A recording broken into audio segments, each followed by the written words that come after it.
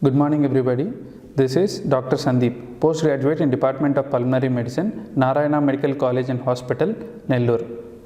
Today I am going to be discussing a few words on asthma on the occasion of World Asthma Day, which is generally celebrated every year on the first Tuesday of May. It is organized by GINA, that is Global Initiative for Asthma, in order to create awareness of asthma worldwide. It is estimated that over 339 million people are suffering from asthma worldwide and 4,17,918 deaths are related to asthma. In a survey conducted in 2016, there are a total of 339 million people suffering from asthma worldwide and there are 4,17,918 deaths related to asthma. So, what is asthma? Asthma is an inflammatory disorder of airways that causes shortness of breath, wheeze, chest tightness and cough. Asthma can present at any age group. Asthma generally is precipitated on exposure to certain allergens such as dust, smoke and even on exposure to certain drugs such as aspirin, beta blockers, even while performing strenuous exercises and having an emotional breakdown. So, the people suffering from asthma need to make a healthy lifestyle and use their inhalers regularly and make sure they protect themselves from exposure to these allergens. Asthma is a chronic disease just like diabetes or hypertension, which has many side effects but can be prevented. But people tend to underestimate what asthma does to them.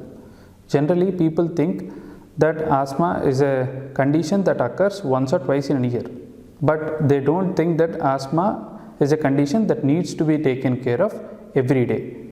Patient needs to understand the use of inhalers in order to take better care of their lungs and their body.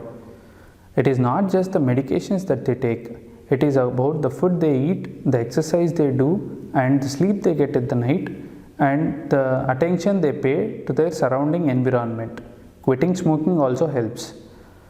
Once all of these are checked, patient needs to get a pulmonary functional test done annually and x-rays and other medical interventions as and when required. And once the patient understands it, it is easy to wrap his mind of importance of managing these conditions on a daily basis rather than patient ending up in a horrible status of not able to breathe when an acute attack develops. During this COVID-19 pandemic, asthmatics tend to think that they are at risk, but they don't need to worry.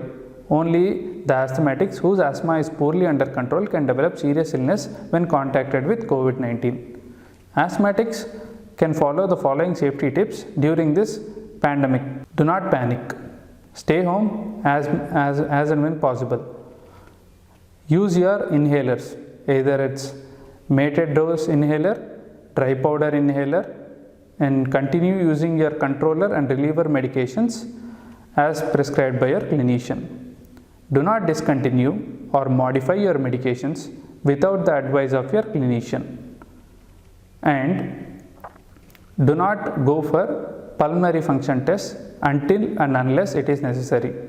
During this COVID-19 pandemic, make sure the nebulization is minimized as much as possible, as due to nebulization there is a chance of spread of droplets which can cause a spread of infections. In place of nebulization, you can use the inhalers MDI with spacer fitted to your mouth or MDI with spacer and face masks in case of children or adult. Therefore, don't panic, stay home, stay safe. Thank you.